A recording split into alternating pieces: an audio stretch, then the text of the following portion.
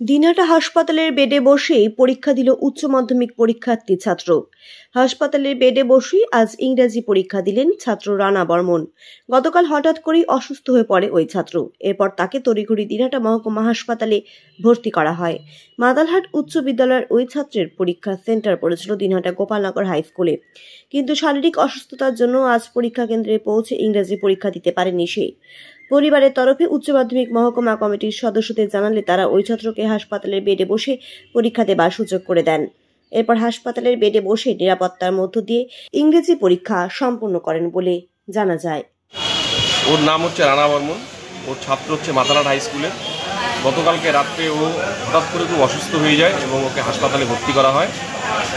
আজকে ওর গার্জিয়ানরা আমাদের মহকুমা কমিটির সদস্যদের জানায় যে ও পরীক্ষা দিতে ইচ্ছুক।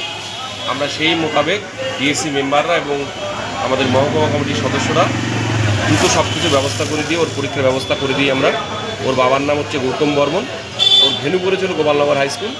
আমরা সেখান থেকে কোশ্চেন টোশ্চেন সব কিছু নিয়ে এসে ওকে পরীক্ষার ব্যবস্থা করে দিয়েছি এবং আশা করছি ও ভালো মতোই পরীক্ষা দেবে এবং পরীক্ষা দিচ্ছেও। আগামী দিনেও যদি সুস্থ হয়ে যায় তাহলে মেন ভেন্যুতে ফেরত যাবে, সেখানেই পরীক্ষা দেবে। আর যদি অসুস্থই থাকে তাহলে ওর কাছ থেকে শুনে নিয়ে আমরা আবার এখানেই ওর পরীক্ষার ব্যবস্থা করে দেবো। কী হয়েছিল?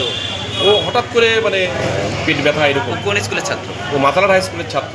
পরীক্ষা কেন্দ্র হচ্ছে গোপালনগর হাই স্কুল। প্রথম পরীক্ষাটা কি ভেন্যুতে দিয়েছিল? না, পরীক্ষাটা ভেন্যুতে দিয়েছিল, পরে অসুস্থ হয়ে যায়। গতকালকে অসুস্থ হয়ে যায়।